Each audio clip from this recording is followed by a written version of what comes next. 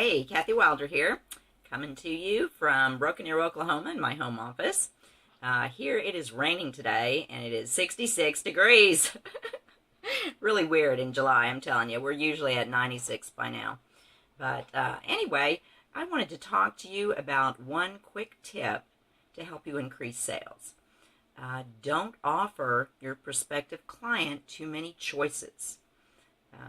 That may sound silly, but human nature is such that people don't like to have to try to make a decision when they have too many choices.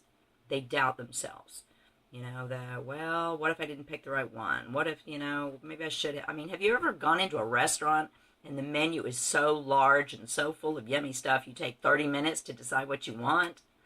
It's kind of like that. And maybe you're a decisive person, I don't know.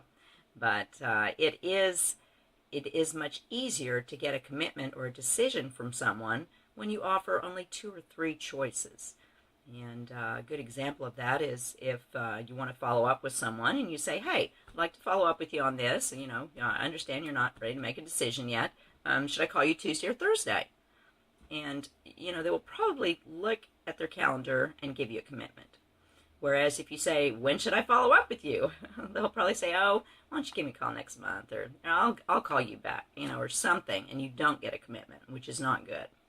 And something that came to my mind about choices was my very first job. I worked at a Steak and Shake in Clearwater, Florida. Well, not my very first job, but I was in high school.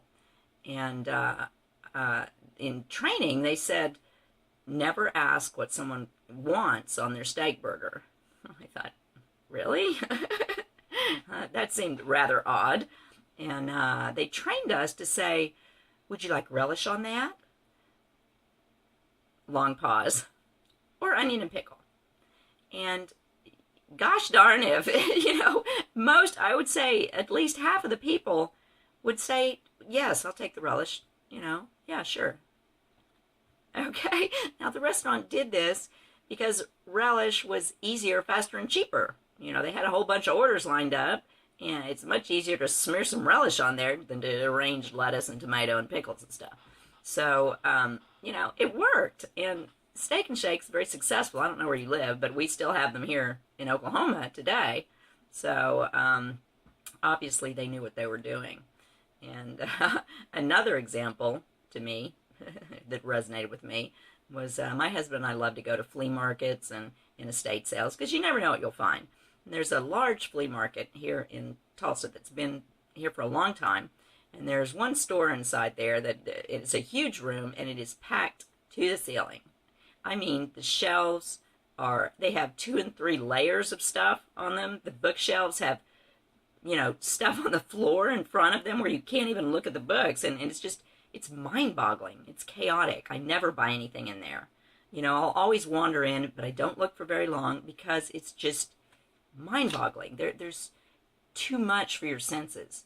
You can't possibly look at everything because it's just so chaotic. And that's another example of too many choices.